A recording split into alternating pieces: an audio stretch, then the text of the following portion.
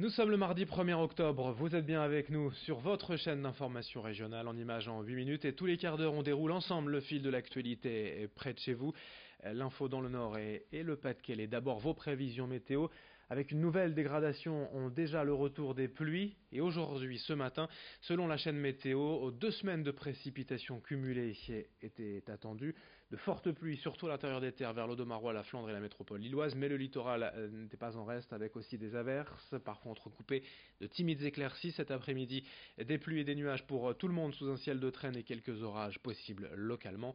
Pour les températures, aujourd'hui on est dans les normales de saison, 18 degrés à Lille, 17 sur la côte d'Opale. Les prévisions météo complètes après ce journal. À la une, d'abord en ce 1er octobre, les traditionnels changements du début de mois, outre le prix du gaz, l'allocation adulte handicap, l'accès à l'indemnisation en chômage change dès aujourd'hui. On fait le point en plateau avec Rémi Desremeaux. Octobre, c'est l'arrivée de l'automne, de la grisaille. Au niveau des changements qui vous concernent, pas grand-chose à vous mettre sous la dent. Notons malgré tout un grand changement qui concerne les indemnisations chômage. Les conditions d'accès vont drastiquement se durcir. Obtenir des indemnisations chômage risque de devenir compliqué. Jusqu'à présent, les conditions étaient de travailler 4 mois sur les 28 derniers. À partir du 1er novembre, il vous faudra travailler 6 mois sur les 2 dernières années. Lorsque l'on travaille pendant sa période de chômage, le rechargement des droits d'indemnisation se fera au bout de 6 mois de travail contre 1 mois aujourd'hui. Les salariés, quant à eux, qui ont un revenu supérieur à 4 500 € bruts par mois, verront leur indemnisation réduite de 30% au début du 7e mois. Et enfin, l'indemnisation s'ouvre aux salariés qui démissionnent. Bien sûr, sous plusieurs conditions, vous devez avoir travaillé de manière continue depuis 5 ans et vous devez présenter un projet de reconversion professionnelle viable. Et puis d'autres changements pendant ce mois d'octobre, un peu plus mineurs mais tout de même quelques bonnes nouvelles. L'allocation adulte handicapé va augmenter de 40 € à partir du 1er novembre. Cette augmentation concerne malgré tout presque 1 million de bénéficiaires. Enfin, les traditionnelles modifications du prix du gaz, les tarifs vont baisser de 2,4% ce mois-ci. Ce taux varie bien sûr selon votre façon de consommer. Voilà pour les quelques changements qui vous attendent en octobre.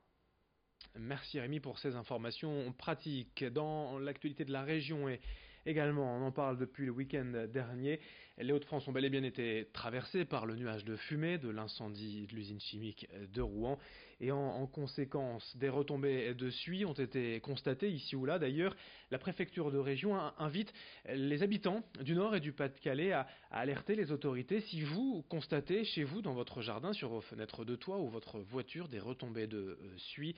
Il y a également plusieurs communes concernées par un arrêté préfectoral dans le Nord et dans le Pas-de-Calais.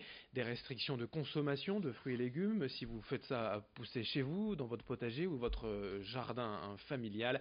Bref, toutes les infos sur le site de l'Agence régionale de santé.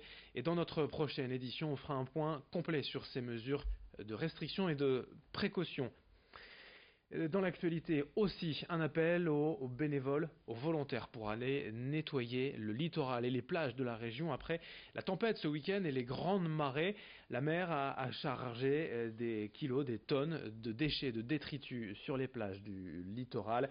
Les bénévoles sont appelés à venir dès aujourd'hui et dans les prochains jours sur plusieurs lieux du littoral, notamment vers Dunkerque, Calais et Boulogne. Pour aller nettoyer les plages, on a besoin de bras pour nettoyer le littoral, Côte d'Opale. On enchaîne avec toute autre chose dans ce journal, un sujet qui concerne tous les parents d'enfants en bas âge. Comment habiller son bébé sans dépenser une fortune, sachant que les vêtements de nourrisson ne servent en général que quelques mois, voire quelques semaines. La solution, c'est peut-être la location. C'est en tout cas l'idée de Valentine Brandstadt. Cette nordiste a lancé son entreprise de location de vêtements pour bébés. Elle propose ainsi tout le nécessaire pour équiper les enfants de 0 à 3 ans. Ce commerce propose des vêtements 100% écolo qui seront utilisés plusieurs fois, c'est donc une logique de développement durable. Toutes les infos sur babyclo.fr et avec les explications de Valentine au micro de Géry Jouot de Fer. J'achète tous les vêtements chez des marques spécialisées dans le coton bio pour les petits et qui produisent en Europe. Et après, je les propose du coup à la location. Et tout se passe sur un site en ligne où les parents du coup choisissent en fait ce qu'ils souhaitent pour leur bébé.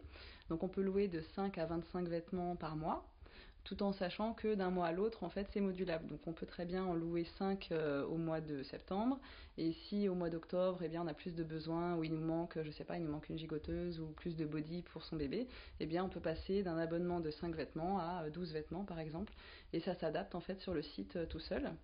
Et en fait, chaque mois, on peut choisir de garder les vêtements ou tous les rendre, ou enfin voilà, tout changer. C'est vraiment très souple. Après l'émission consacrée au meilleur boulanger des Hauts-de-France, on enchaîne avec le meilleur pâtissier, c'est toujours sur M6 que cela se passe, mais là le concept est un peu différent car ce sont des amateurs qui participent. Parmi les 14 candidats sélectionnés cette année, on compte 3 nordistes, tout de même, dont Béatrice, 53 ans, mère de 3 enfants et originaire de Saint-Jean-Capelle dans les Flandres. Elle donne régulièrement des cours de pâtisserie chez elle par le biais de son site Les Douceurs de Béatrice, en pleine préparation de sa tarte noisette-poire qui a conquis Cyril Lignac.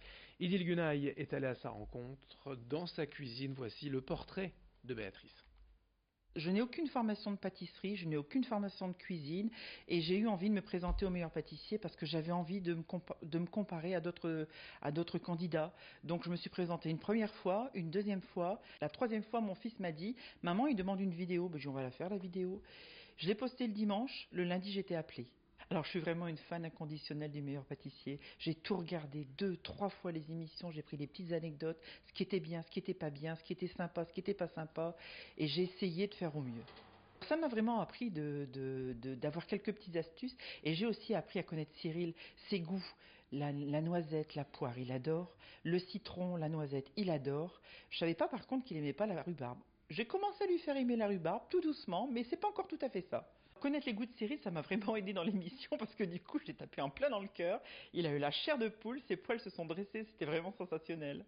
Où j'ai vraiment eu les éloges de Cyril, c'est pour cette tarte à la noisette et à la poire. C'est vraiment pour lui un accord parfait. Pas pour moi, mais pour lui, oui. Donc rien que pour lui, je l'ai fait.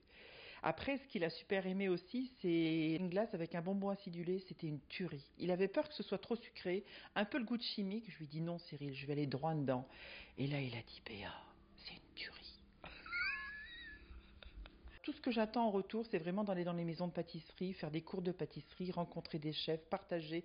C'est tout ce que j'ai envie. C'est du pur bonheur, la pâtisserie. Ça restera juste pour le plaisir. Je ne veux pas me reconvertir en pâtisserie. Je veux vraiment garder mon métier qui me tient à cœur. Et la pâtisserie, ça reste vraiment un exutoire. Prochain rendez-vous pour le meilleur pâtissier sur M6. Demain soir, on vous tiendra bien sûr informé de la suite de l'aventure des 3 candidats nordistes. Fin de cette édition régionale. À suivre vos prévisions météo. Beaucoup de choses à dire encore aujourd'hui.